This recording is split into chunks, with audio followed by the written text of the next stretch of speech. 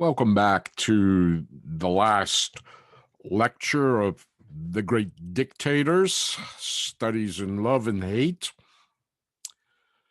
I'm going to talk today about, I guess, maybe best described as my favorite dictator, if you could have such a thing.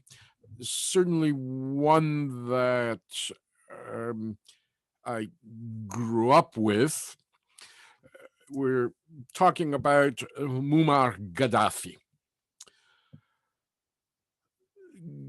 Gaddafi is kind of, I guess, my dictator in the way that Elizabeth II has been my monarch.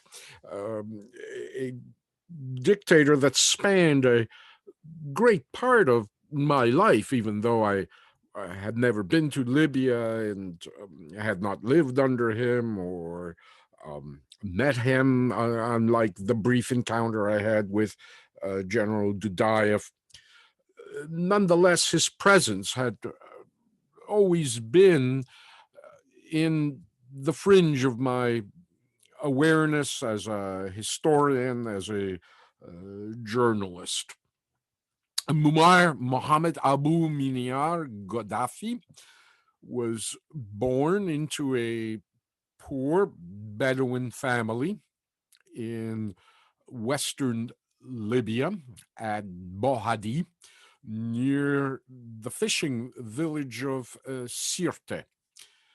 It's generally believed that Gaddafi was born in 1942, but possibly as late as the spring of 1943, or perhaps even as early as 1938 or 1939. It remains unclear.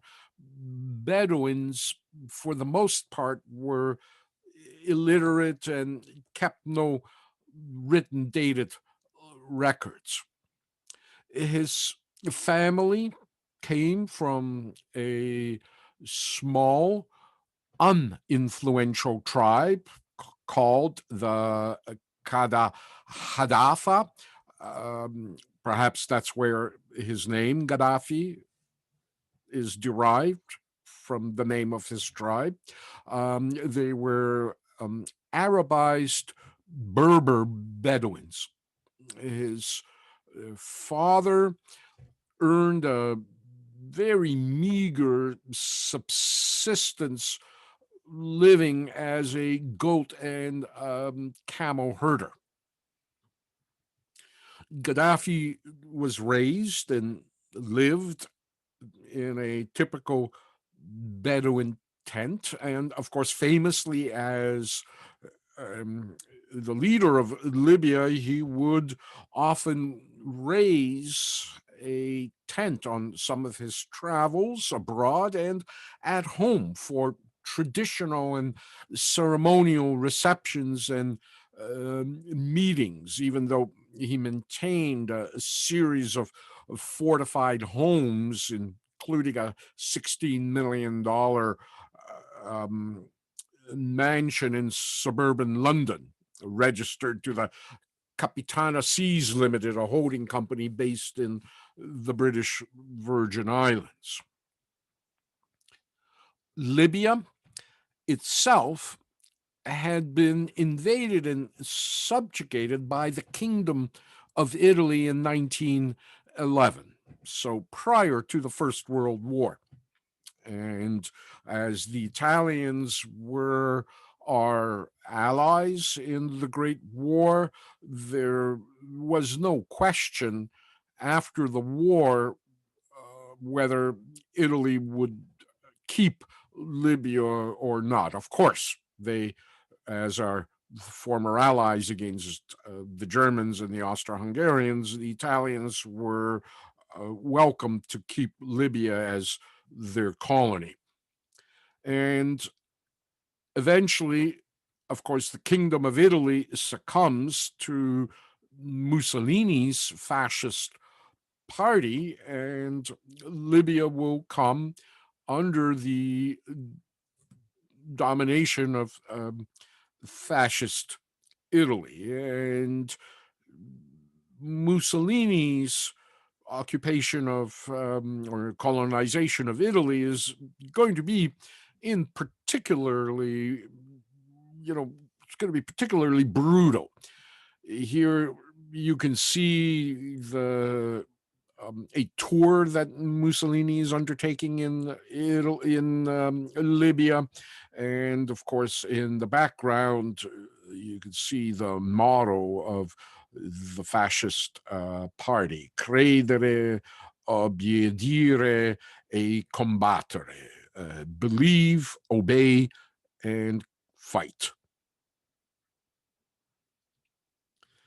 And throughout the 1930s, there will be uprisings in Libya against the Italians, and they will be brutally, as I say, put down by the Italians, which will leave later, of course, especially under Gaddafi's regime, a very bad memory in Libya. In fact, to this day, it kind of endures of the period it was colonized by the Italians.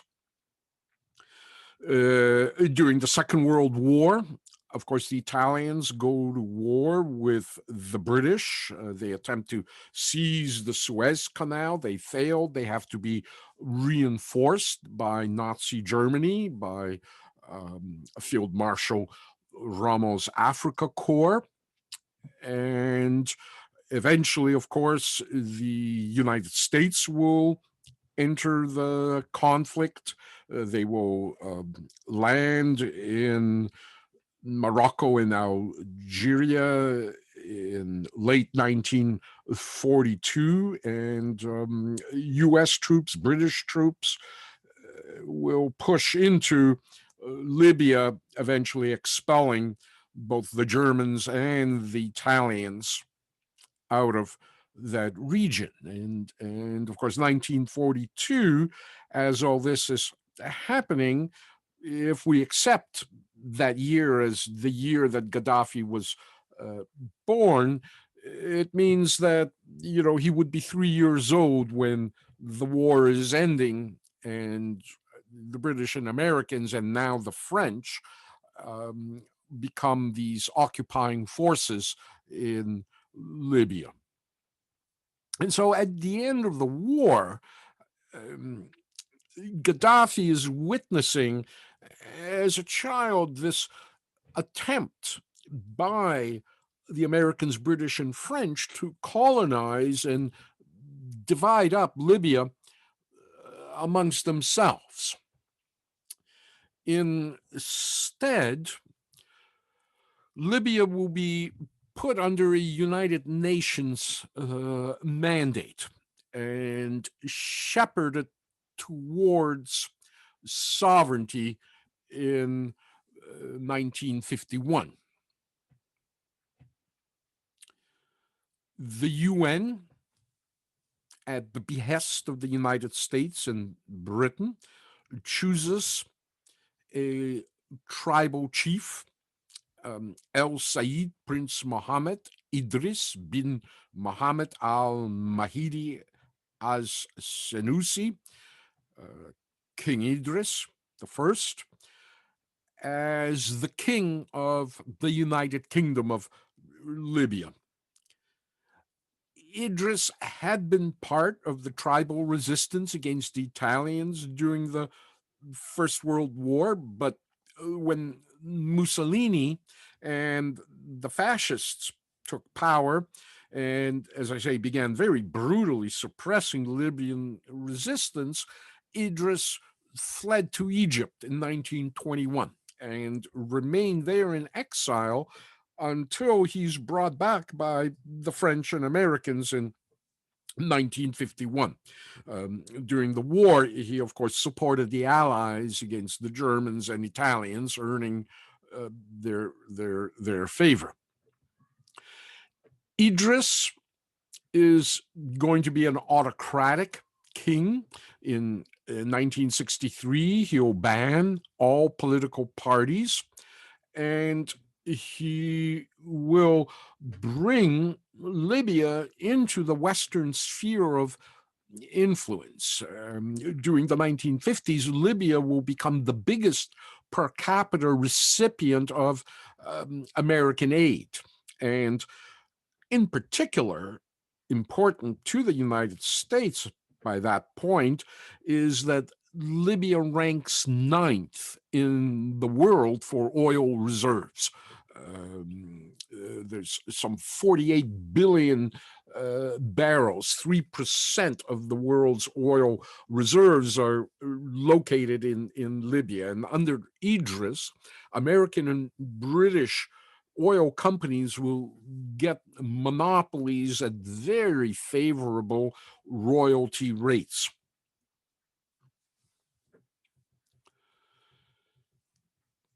On top of the oil deals that Idris cuts with the oil producing companies, as well, Idris will make Libya available for U.S. military and British military bases during the Cold War. The United States, for example, will have a presence on the Mediterranean, on kind of the southern fringe, and in North Africa at the Wheelus Air Force Base in Tripoli. It's a huge strategic base. These both British and American bases are these kind of insular military bases. They're quasi-sovereign domains in the way that Hong Kong might have been. This territory is leased, for example, Wheelus by the United States government. Libyans, of course, cannot enter into this territory, and it's a mini America, essentially, which is the way, of course, the United States was operating by then throughout the world, creating these kinds of insular worlds that, this could be El Toro in California rather than Tripoli, Libya. It's just looking at the photograph, it's very hard to distinguish where these bases are. They're little bits of America. And of course, Americans would shop there, live there, drink there. It was, as I say, a small United States with its own shopping facilities and entertainment facilities, and the beauty shop, the base exchange, movies, anything, the officers club, anything an American soldier stationed in Libya wanted or needed was available on the base. They would never need to leave it, nor would they ever have to encounter anybody from the local population. So it's very insular, as I say, societies.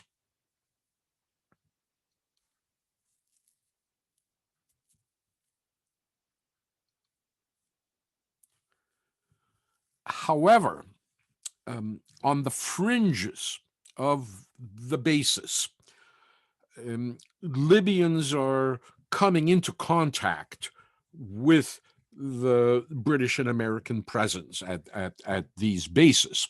And as a Bedouin child, Gaddafi will come into contact as well with these bases, as his father is herding camels and goats through these territories on the edges. And Gaddafi will later say that he becomes aware of the differences between the life of a Libyan and the life of a Libyan who is living on the fringes of these bases. There is this kind of exploitive relationship that Gaddafi, very early in his childhood, becomes aware of.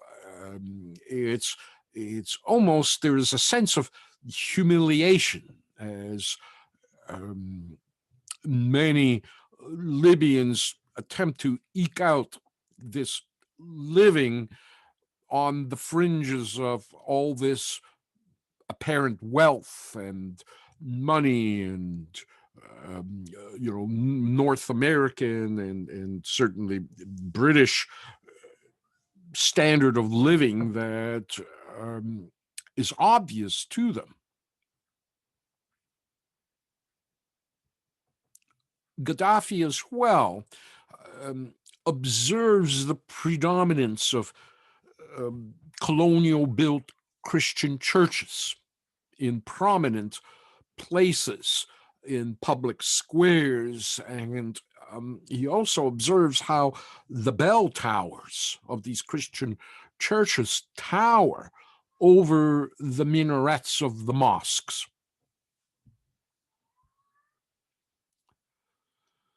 While British and American oil companies are deeply embedded in Libya, it's only a very small clique of elite around King Idris who really earn any kind of benefit, in fact, more than just a benefit, fortunes from these relationships to the oil companies. Very little, if anything, trickles down to the Libyan people who remain essentially in a subsistence poverty level of life. As a child, Gaddafi will be enrolled in a local rural Islamic primary school. He is a smart and studious pupil. He'll be skipped several grades ahead, but Gaddafi encounters this kind of discrimination towards Bedouin children. Bedouin children are on the lowest rung of the totem pole, and they're bullied and ridiculed by other Libyan children for their so-called Bedouin uncivilized ignorance. And so essentially, Gaddafi, in the social ladder of Libyan society, is below even the peasant and village children. And Gaddafi fights back, not only for himself, but for other Bedouin children in his school. He emerges as a kind of child tribal leader among the kids and protector of the Bedouin kids in his school from a very early age. In Libya at that time, education was not free, but Gaddafi's father recognizes his son's intellect and he moves the family to a small market town where he now goes to work as a caretaker for a local tribal chief to pay for his son's high school education. Gaddafi will be the first person in his family to enter high school.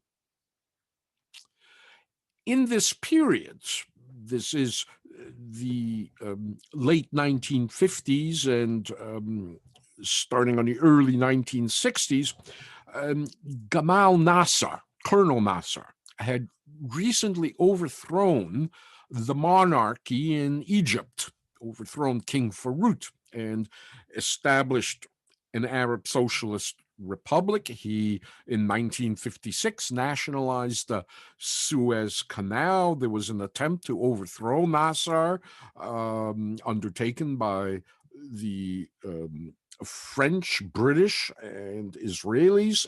It failed. And so by the time Gaddafi is entering high school in the late 1950s, many of his teachers were Egyptian socialist Republican missionaries. Gamal Nasser was an Egyptian nationalist, and he was a left-wing socialist as well. He essentially made Egypt into a socialist state. And so Gaddafi begins to receive an Arab nationalist education at the hands of these Egyptian teachers. They assign him to read the biographies of Sun Yat-sen, the founder of the Republic of China in 1911, who overthrew the monarchy in China. Gamal Ataturk, who is the father of modern Turkey, who, after the First World War, expelled the British, French, and Italians and Greeks and other countries from their attempt to partition Turkey, as Ottoman Turkey was a ally of the Germans and the Austro-Hungarians in the First World War, and Turkey was to be partitioned.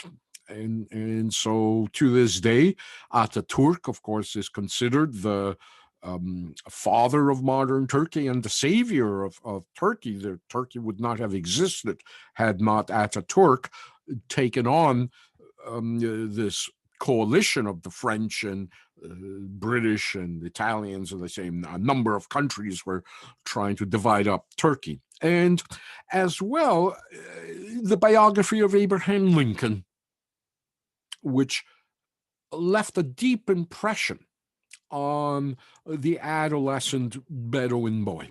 In particular, of course, Lincoln's emancipation of the slaves. In fact, Gaddafi will later say that among his favorite novels is Uncle Tom's Cabin, Roots, and The Stranger by Albert Camus. Gaddafi becomes an active organizer of demonstrations and for social reform in his small village town. Over the next 4 years, he will organize or participate in numerous demonstrations and riots, including campaigns for the women's right to vote in Libya before Idris bans all political parties. The young teenage Gaddafi will be arrested several times, and eventually he and his family will actually be exiled from the town they live in as punishment for the young Gaddafi's political activities. Under the tutelage of his Egyptian teachers, Gaddafi is introduced to the revolutionary writings of Frantz Fanon, the author of, most famously, The Wretched of the Earth, a Negro psychoanalyst's study of the problems of racism and colonialism in the world today.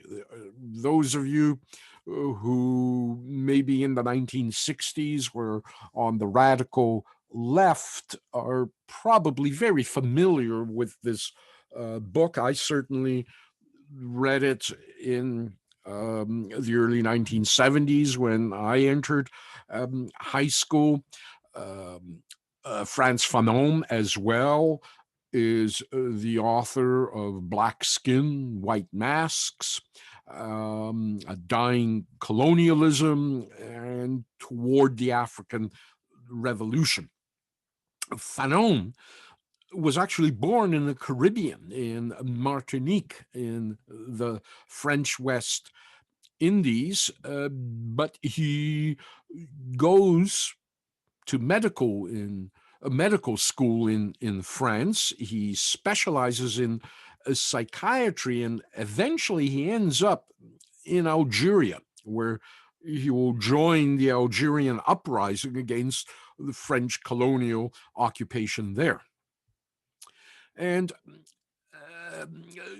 it's Fanon who begins to give a kind of a structure and a theoretical model to the relationship between racism and colonialism, particularly beginning with Fanon's observation on what the British were doing in Kenya against the Mau Mau guerrillas, and as well the war that the British were waging in Malaya, where it was quite a brutal, almost genocidal war.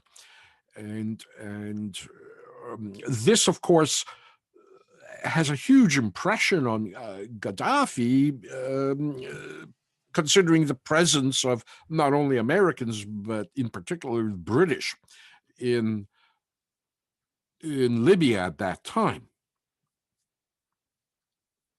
Next, not exactly next door, but in the region of Libya and Algeria, of course, the French as well are waging this war against a nationalist movement, anti-colonial movement in Algeria, a Islamic society as well, and so the issues of race, Christianity versus Islam, and the colonializer and the colonialized people, and the resistance against colonization begin to frame very much the future ideology of Gaddafi and his perception of just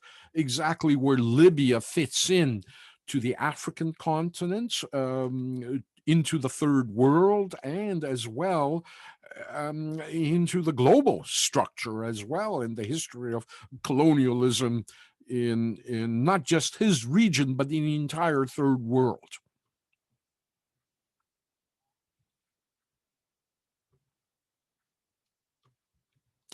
Fanon will die in 1961, as all this is, taking flame.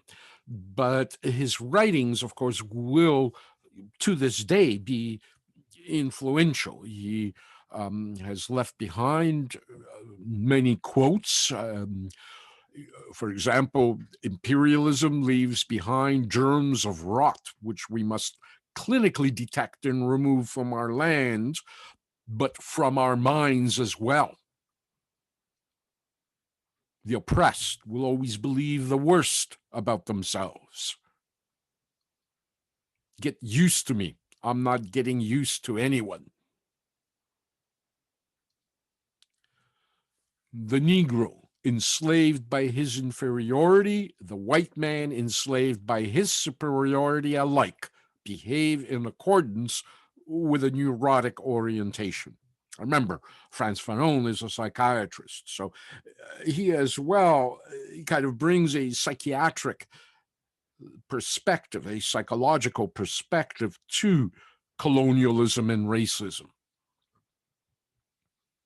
He is, of course, very critical of European culture. When I search for man in the technique and the style of Europe, I see only a succession of negations of man and an avalanche of murders.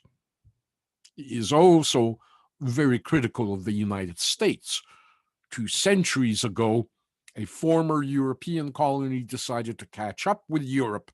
It succeeded so well that the United States of America became a monster in which the taints, the sickness, and the inhumanity of Europe have grown to appalling dimensions.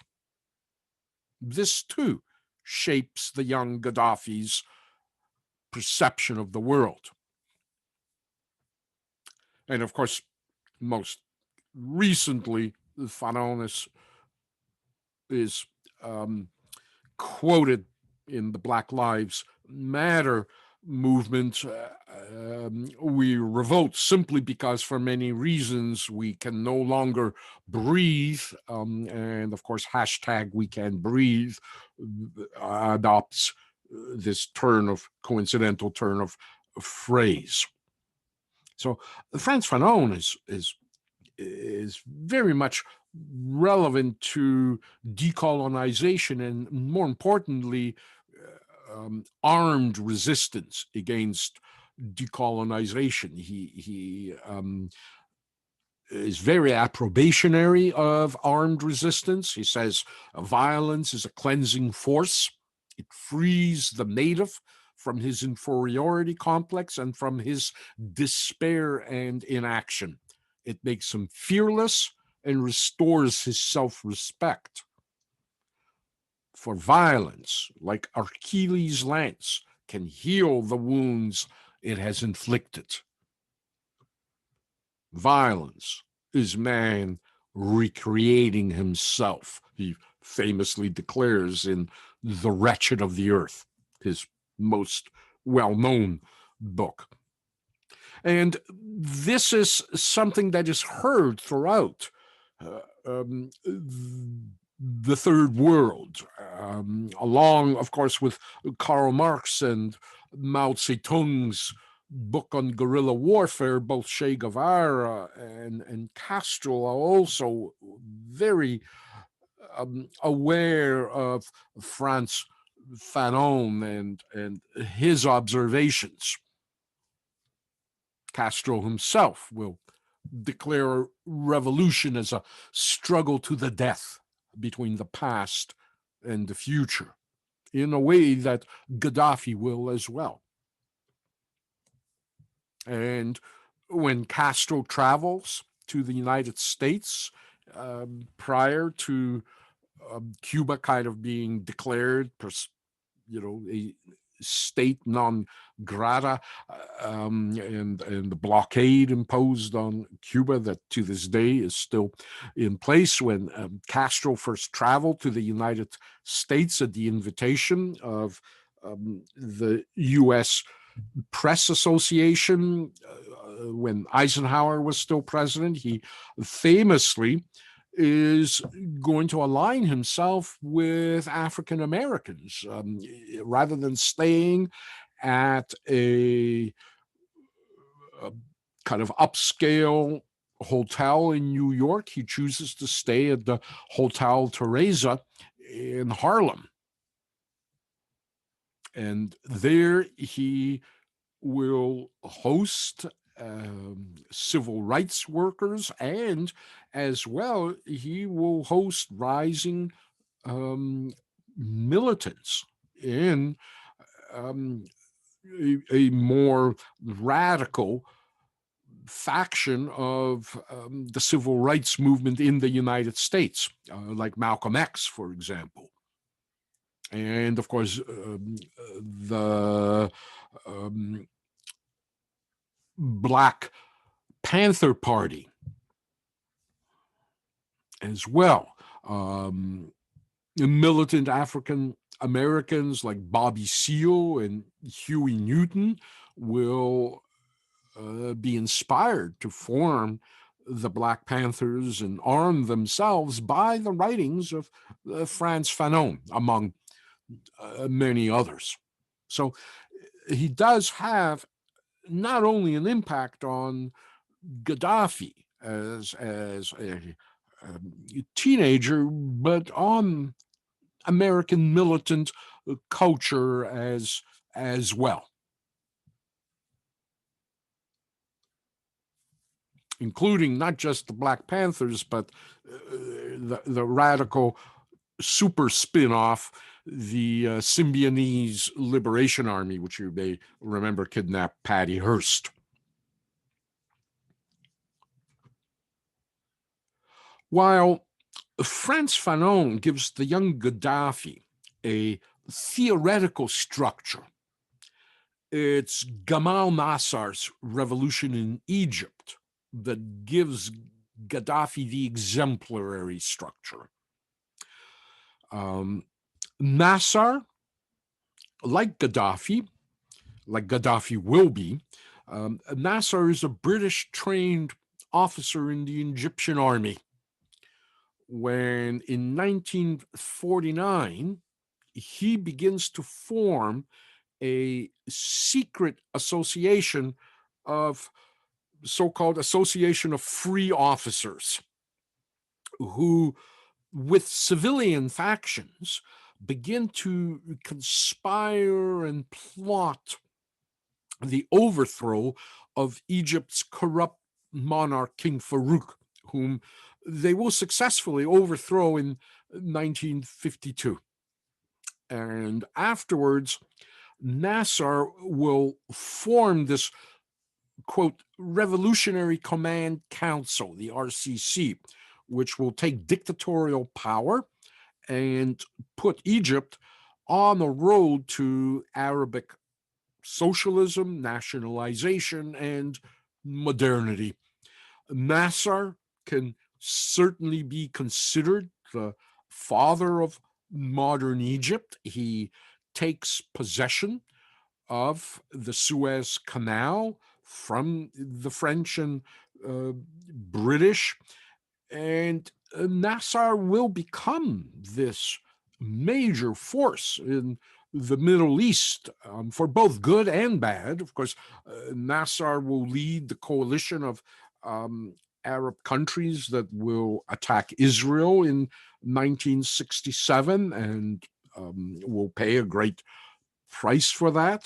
But Nasser is certainly this figure that brings the entire Middle East into modernity and clearly defines nearly 2 decades of Middle Eastern history and society and political culture, beginning with his revolution in 1952 and concluding with his death in 1970, which will leave a vacuum, arguably a vacuum, to this day. And so, with Frantz Fanon in his mind and Nasser as an example, Gaddafi now begins to mobilize his fellow Bedouin childhood friends into what must have been at that time a fantasy-like revolutionary cell. Like Nasser, using that example, he and his friends now pledge to join the Libyan army with the intention of rising to become officers in the army and forming a secret conspiracy to overthrow the king and seize power. They do this when Gaddafi is around 14, 15 years old. The British Army is training the Libyan army at that point. And in 1962, Gaddafi graduates high school, and he enrolls briefly at the University of Benghazi for several courses in history, but then drops out of Benghazi University and enlists in the Libyan Military Academy which is run by the British. Gaddafi's school grades and the entry exams that he writes are so superior that the British actually overlook his arrest record for political activities in Libya.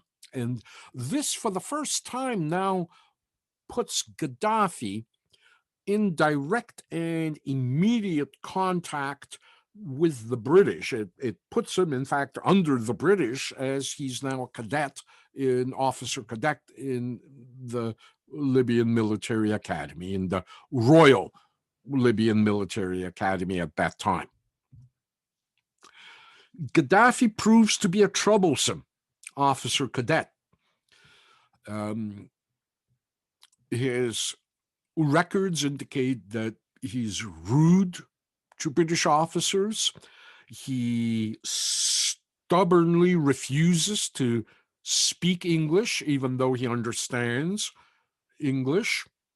And yet, despite this troublesome record, he is apparently so talented that he graduates and is successfully and rapidly promoted through the ranks of the Libyan army by the British advisors to the army. By 1966, he now appears to be a little bit less reluctant to speak English, and he's sent to England for 9 months military training, first for crash courses in the English language, and then specialized training in the Army Air Corps signals instructors course at Bovington Camp in Dorset, and an infantry signals instructors course at Hythe, Kent. Contrary to myth, Gaddafi did not attend Sandhurst Royal Military Academy, the British Premier Officers School. But he certainly attended signals and communication schools in England. His British military instructors note that Gaddafi's favorite hobbies were reading and playing football. They describe him as, quote, an amusing officer, always cheerful, hardworking, and conscientious, end of quote. Gaddafi himself will later say that his English officers were often insulting and denigrated not only his Arabic race, but as well, again, his Bedouin roots. And while in England, Gaddafi will assert his native Bedouin identity by wearing traditional Libyan robes while walking about London on leave and other British towns.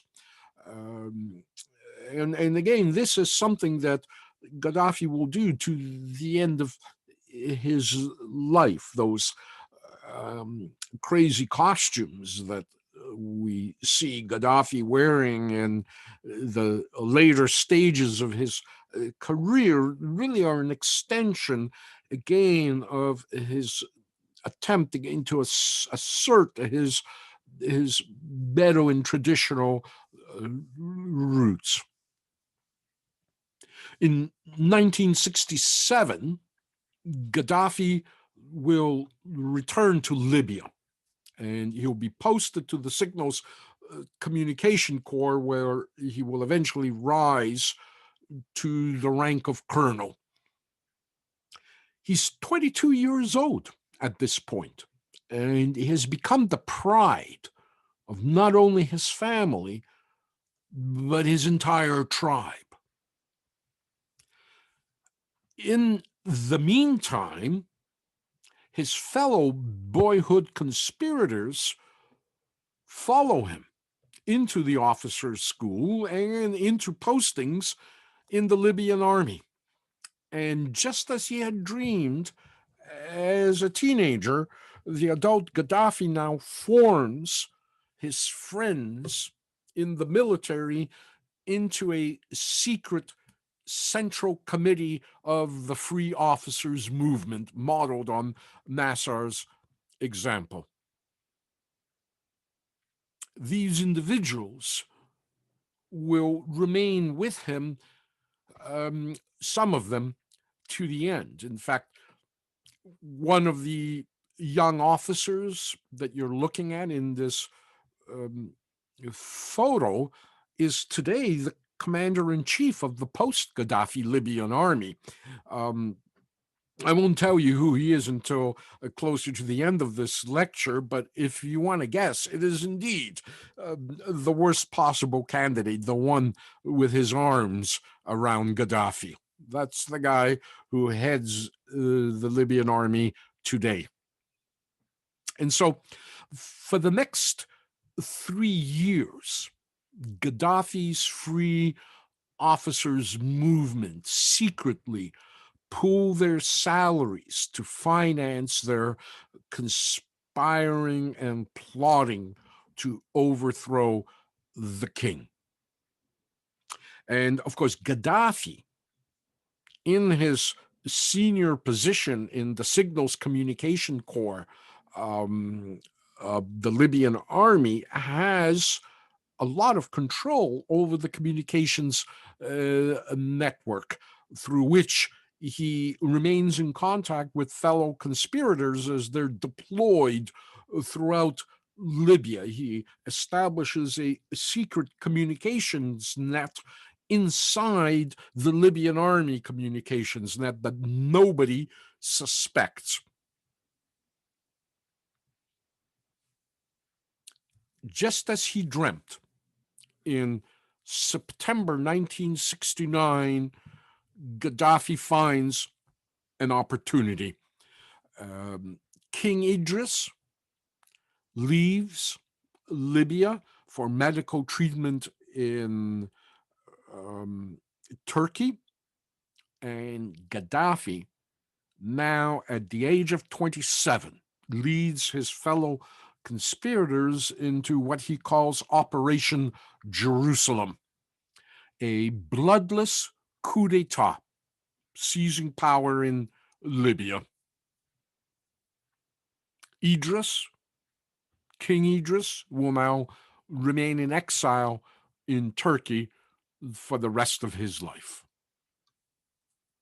And it's a remarkable story, this seizure of power by someone who is that young. I myself, in September of 1969, am 13 years old. I'm starting grade 8. I am, to a great extent,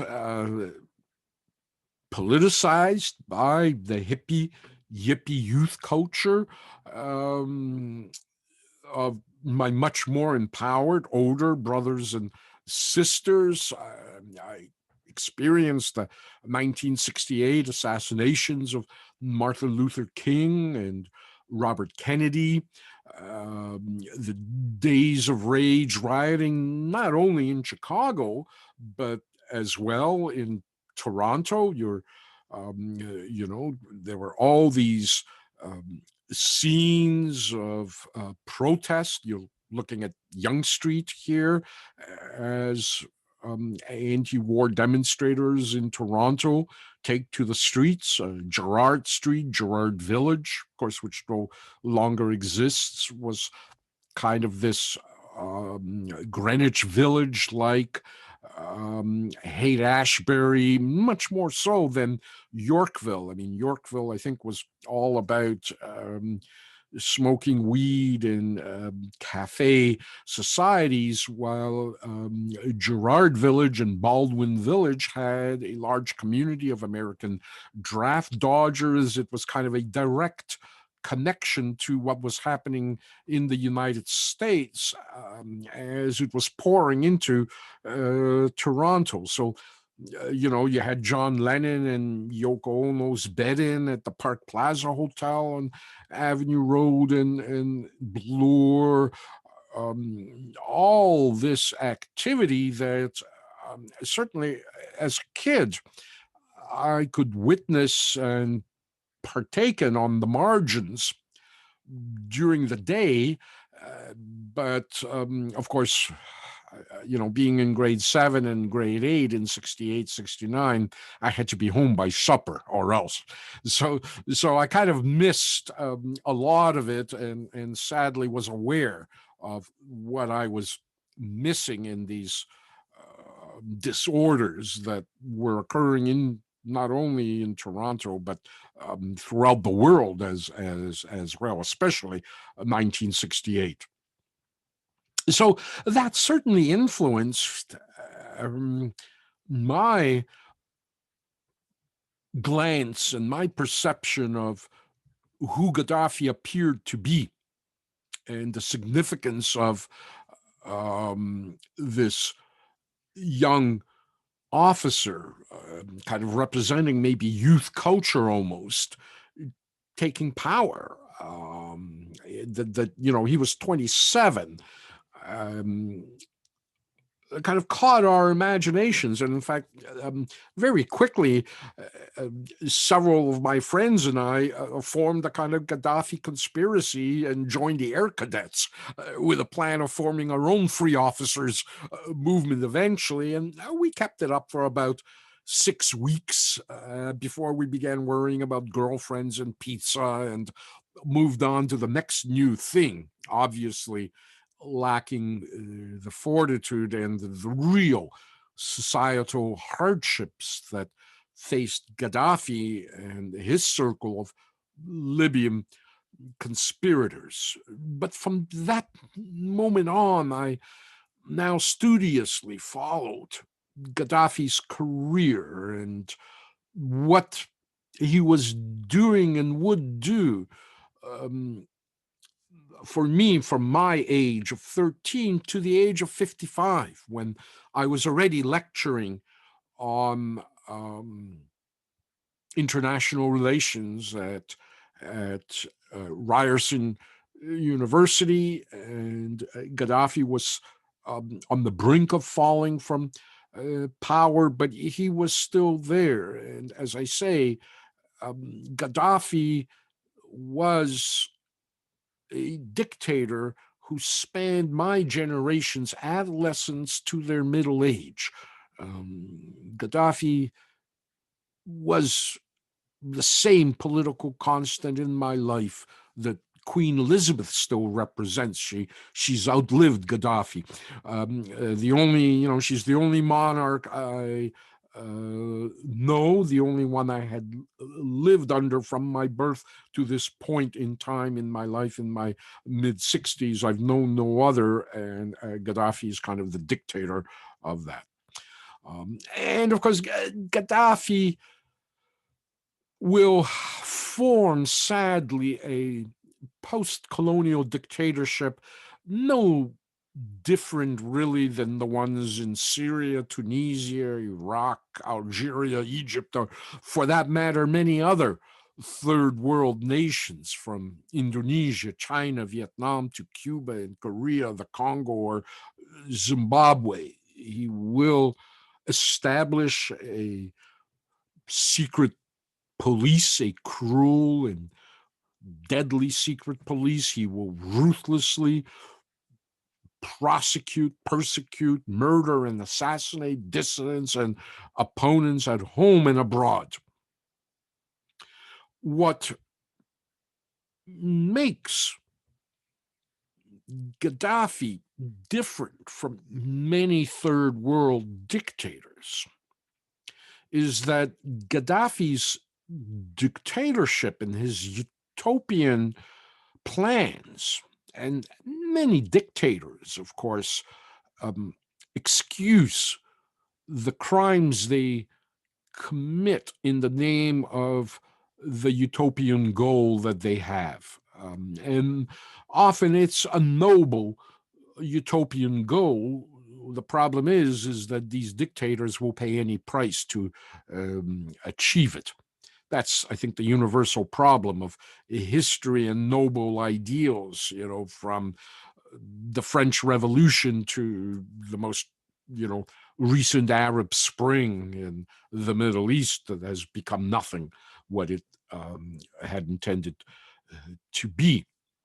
But what Gaddafi has that many other third world dictators did not have is the fuel of oil wealth, and backing it a transnational revolutionary agenda not seen since Lenin's revolution in Russia. It will be unlike many other dictatorships, and a particularly enduring one. And it is one that will earn gradually Gaddafi hatred and disdain from the industrialized world, thirsty for the oil reserves that Gaddafi would take control of. Gaddafi will see himself on many different levels. He sees himself, firstly, of course, as a traditional family man, with loyalty to his father, to the family. He as well sees himself as a tribal citizen, as a tribal class revolutionary. He will maintain his embrace of Libya's tribal class structure and celebrate his own origins in his own underclass Bedouin roots. That's part of, again, the garb that he will wear so proudly and what appears to us so eccentric. At the same time, he sees himself as a Libyan nationalist and a pan-Arabist, in a defender of post-colonial Arabs everywhere, a military commander, a colonel, much in the way that Nasser was, and a socialist. And eventually, Gaddafi will begin to perceive himself not necessarily as an Arab or a North African, but as an African, period. He will see himself as a citizen of the African continent, and especially in the 2000s, he will begin to speak for Africa overall. First thing Gaddafi immediately does is he travels out to Egypt to meet his political idol Nasser. And it's a very happy meeting. Nasser embraces Gaddafi, he endorses Gaddafi, and this immediately legitimizes Gaddafi among the Middle Eastern states. It might not be very conducive to his future relations with the British and Americans or the French in Libya, but it immediately legitimizes Gaddafi as not a passing colonel, one of those coup d'etat colonels. They're here today, they're gone tomorrow. Nasser's endorsement of Gaddafi is important.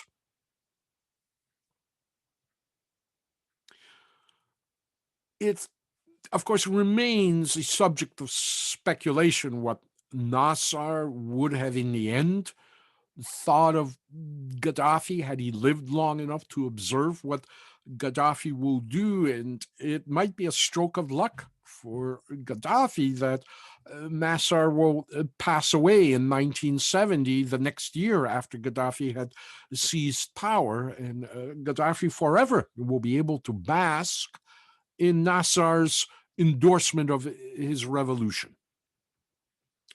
The next thing Gaddafi will do once he returns from his meetings with Nasser is he will immediately expel the US and British military out of Libya. And then he will take control of Libyan oil production, its share and its price. At the threat of nationalization, he will renegotiate Libyans' oil deals in Libya's favor. And this time, all the oil companies fall into place as Gaddafi now introduces himself to the OPEC countries, as they are at this moment in time coming together to jointly take control of the world's oil prices. Gaddafi's timing could not be better or more fortuitous. Oil at this moment is becoming a seller's market. And Libya, with the world's 9th largest oil reserves, is going to come to wield enormous power within OPEC and within the world. Had this been the 1950s or the early 1960s, United States and Britain would have very quickly implemented a regime change in Libya, as they did in Iran, when in 1953 the democratically elected Mohammad Mossadegh attempted to nationalize Iran's oil. Mossadegh was overthrown in a joint MI6 CIA operation codenamed TP Ajax and replaced with a US puppet, the Shah.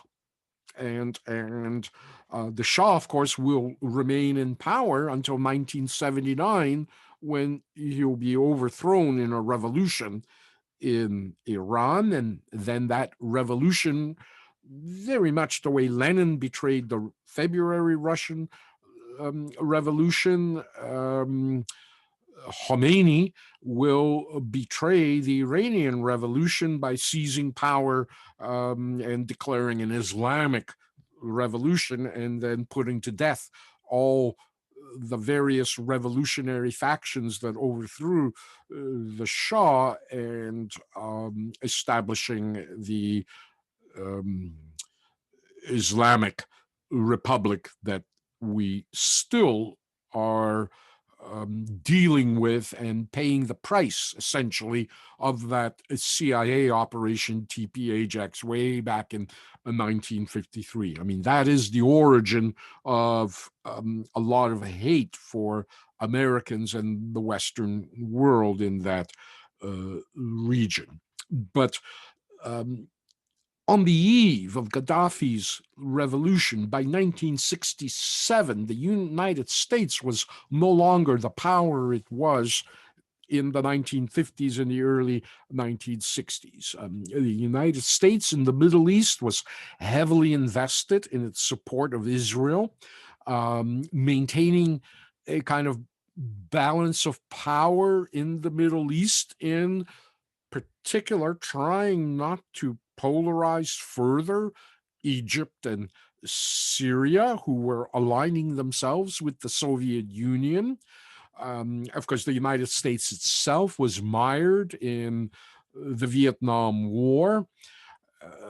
The British and French, of course, by now were bankrupted by their last-ditch colonial wars in Asia and Africa, and maintaining, of course, a relationship with more moderate Middle Eastern states, like Jordan, for example, became a primary issue, and so there was this reluctance to meddle and drive to radicalization any kind of Middle Eastern state, or North African state. So this is good timing for Gaddafi, as he is now in the 1970s going to assume, like a chameleon, these different roles depending upon what audience he is addressing. His British style military uniform projected almost an illusion of cool British Commonwealth stability, reminiscent again of Jordan's British-sponsored King Hussein, one of the more, again, pro-American and moderate Middle Eastern countries in these times of war with Israel during the 1960s and 1970s. At home in Libya, Gaddafi will take on a different identity. At home, he adopts the simple, unadorned Mao Zedong-like tunic of a socialist, anti-colonial, revolutionary leader. And it's going to be more than just a pose. Gaddafi is going to implement a vast reform of Libyan society, economy, structure, and culture. Gaddafi will call it the Green Revolution, and he'll brand it with the color green. In the Arab world, green, of course, has two associations. One, often seen on Middle Eastern flags. One is green, the color of love for one's nation, the green of its fertile fields and mountains, even though Libya is mostly a desert kingdom. The other green is also the green of Islam's Quran, the green of paradise. And so Gaddafi will call his revolution the Green Revolution, and he will author and publish his little green book, in the way Mao Zedong had his little red book. In it, he describes his revolution and a vision of perfect democracy. Chapter 3, it's not a very long book. Chapter 3, the social basis of third universal theory, Gaddafi describes this kind of interlinking yet contradictory and sometimes oppositional social bounds of the social contract in Libya, divided into three. 1, family. 2, tribe. 3, nations. Gaddafi's writings and theories are, somewhat derivative and sophomoric, but he has the national oil wealth to implement them, and the kind of British instilled training and discipline to manage and see them through, and the dedication to carry it through. He is a believer beyond just a kind of egotistical belief in himself.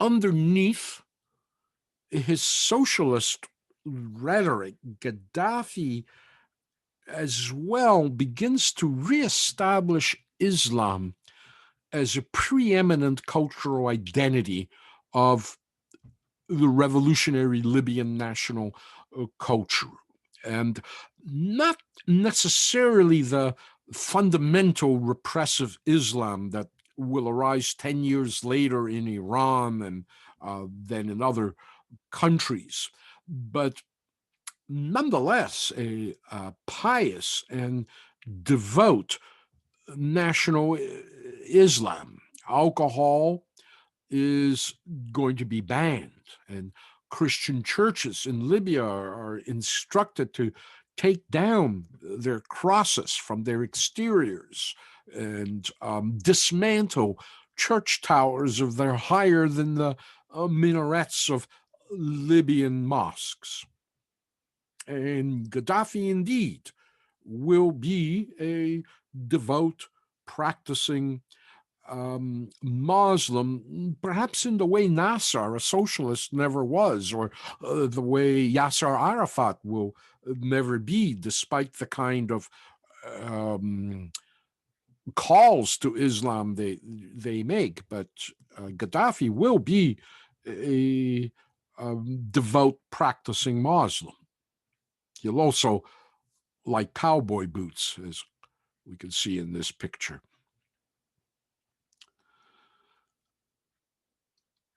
Gaddafi's Islamic agenda, while seeming radical in 1970, is actually moderate compared to the fundamentalist movements to rise up in the future. In particular, Gaddafi's embrace of women's equal status and freedom of choice in Libya. You can be as fundamental as you choose to be. And so until Gaddafi's fall, there will be no significant radical Islamist movement in Libya of any kind, comparable to what will emerge in the 2000s and the 90s as well in Algeria, Tunisia, or Egypt, Iraq, Syria, and so forth. Gaddafi will now declare Libya as the Socialist People's Libyan Arab Great Jamahiriya. The Great Jamahiriya roughly translates from Arabic to mean, quote, a people's state or a people's democracy. Like, of course, the very familiar People's Republic of China or the Democratic People's Republic of Korea. Gaddafi espouses a brand of socialism partly borrowed from Nasser, but partly indigenous to Libyan culture, particularly as well influenced by the 5 Bedouin tribal customs. The first, that land and water resources are corporately owned by the tribe. Second, that each family unit has its own tent. Third, that the access to decision-making is available to all adult males in the form of the tent.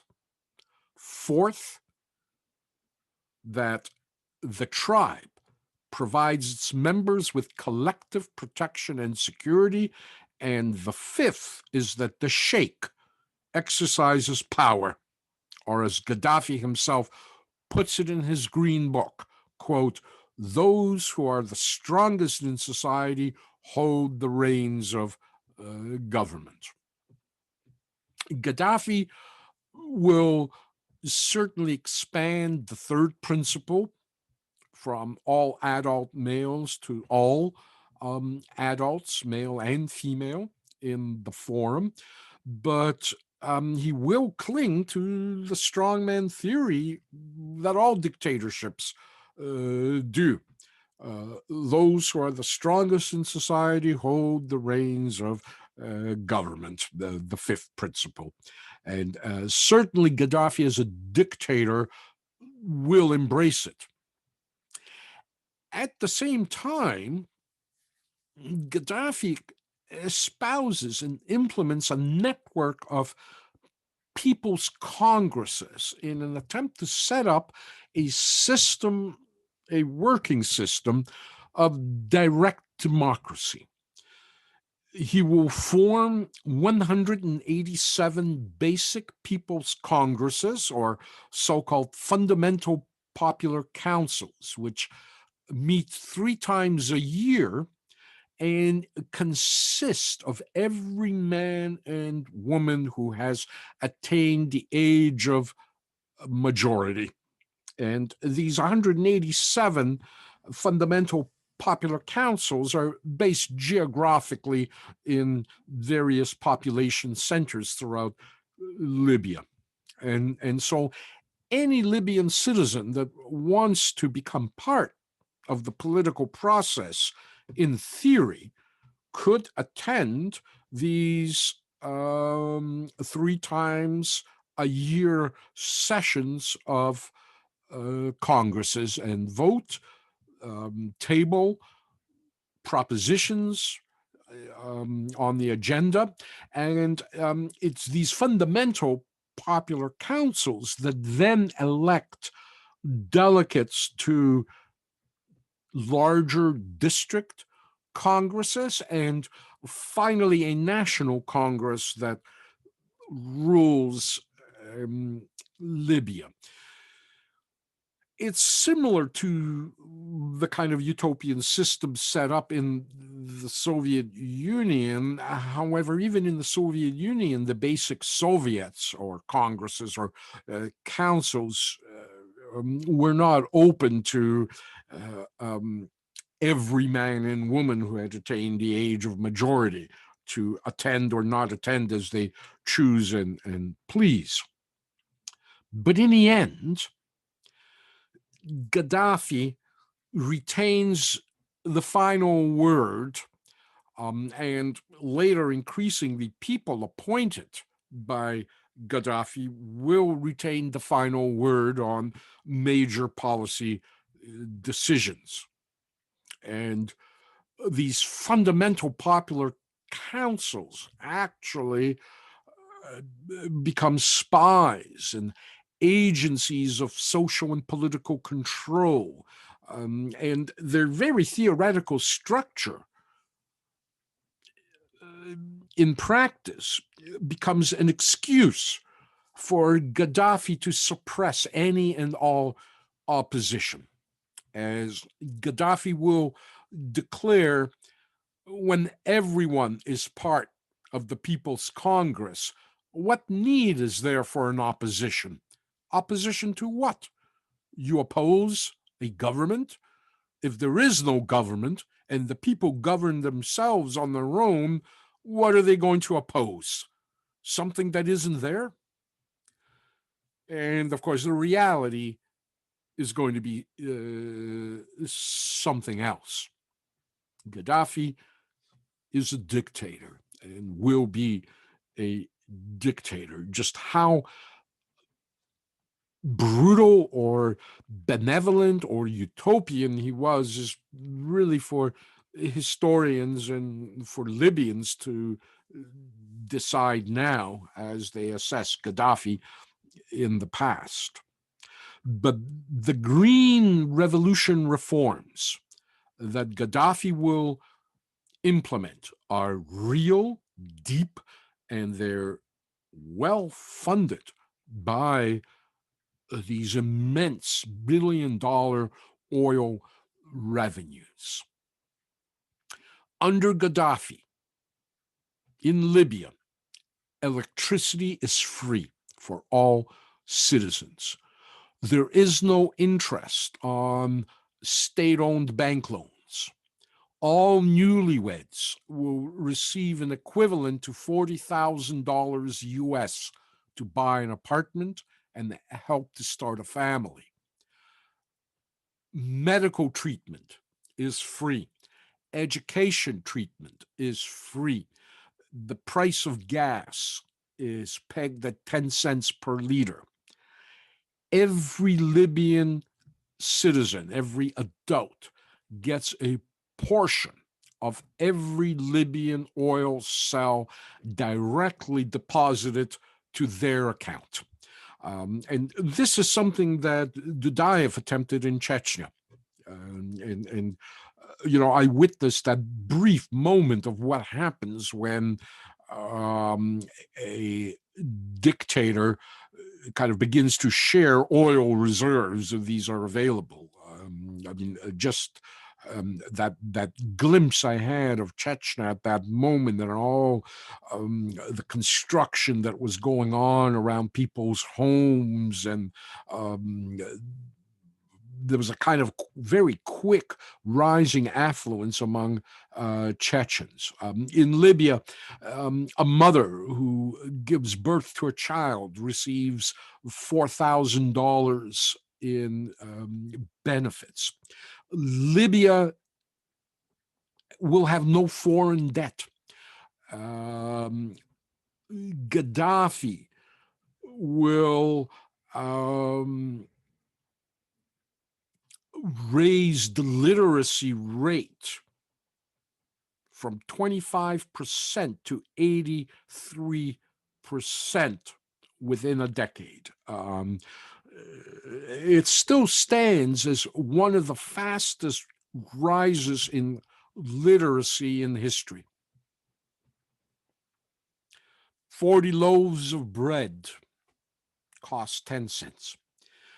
Paid medical treatments abroad for all citizens, and a $2,000 allowance per month for citizen receiving treatment abroad. And as well, Gaddafi will construct the largest irrigation project that I'll touch on in a second. And so Gaddafi integrates females and males into the educational system, and he very rapidly raises the literacy rate of the Libyan people. He will, he will, reduce homelessness to almost zero. The per capita income is going to be estimated at $12,000 US at that time. And Gaddafi will build the world's largest irrigation project. In fact, it's the world's largest engineering project. Again, using oil money. The great man-made river, the artery of life, which will irrigate and bring water to 70% of Libya's population through a system of underwater tunnels, 3,500 kilometers of underground pipes will be laid by the Libyans. The total cost of the project was estimated at around $25 billion over a 30-year period. The pipes will be entirely made and produced in Libyan factories. Libya will complete this project. It's not a project that gets aborted or half completed. Libya will complete this project by the early 2000s. And it will complete it without the financial support of any major country or loans from world banks. Completely financed by the Libyans themselves and built by the Libyans themselves. Gaddafi will describe it as the eighth wonder of the world. And indeed, it was that. Unfortunately, of course, in 2011, when NATO bombs Libya, it will destroy a great part of this irrigation project that the Libyans had built.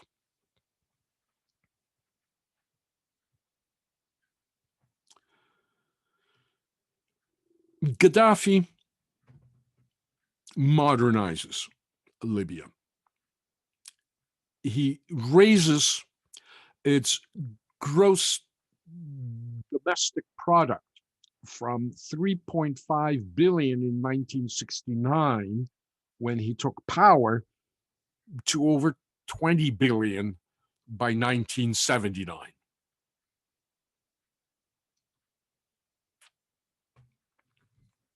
But Gaddafi is as well a product of his time. He's sailing on very politically turbulent waters.